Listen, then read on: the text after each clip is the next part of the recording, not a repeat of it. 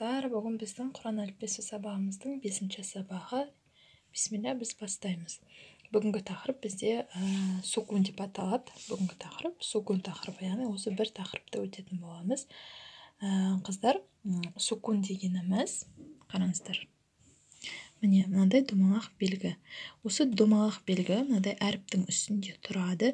Егер әріптің үстінде осындай домалақ белгі тұрса, онда ол тоқтау белгісін білдіреді. Яғни сол әріпке келген кезде тоқтап қаламыз. Мысалы, қараңыздар. Әм, то есть ешқандай харекет жоқ, тек сукун тұрады, и сол сукунға келіп тоқтап қаламыз, иә? Әм, ән, әу, әй, ин, из, зид, зин, дә, дум, зуд, зуқ. Көрдіңіздер ғой, иә? То есть мен тоқтап қалып жатырмын сол әріпке келген кезде. Ал егер сөздің ортасында кездессе қалай оқимыз? Онда сол жаңағы сукунға 1 секунд тоқтаймыз да ары қарай оқып кетеміз.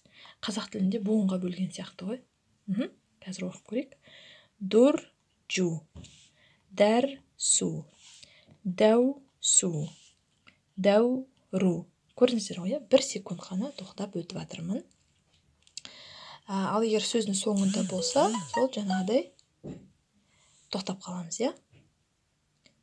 Әдир, әрид, әрих, әзиғ. Ары қарай, қыздар, осы бетті оқимыз. Мен қазір сіздерге бір оқып берейін, жарайды. Басынан бастап. Дә, дум, зуд, зуқ, дур, жу, дәр, су, дәу, су, дәу, ру, ир, ми, ир, бо, әу, фи, уд, у, әдир, әрид, әрих, әзиғ, әдим, әу, хи, ирва, ирви, дәр, дәшә, әу, рофә, әу, роқо, из, дәроә. Мынау астындағыларға мән бермейміз, бұл жерде қателер бар, сондықтан өзіміз оқимыз.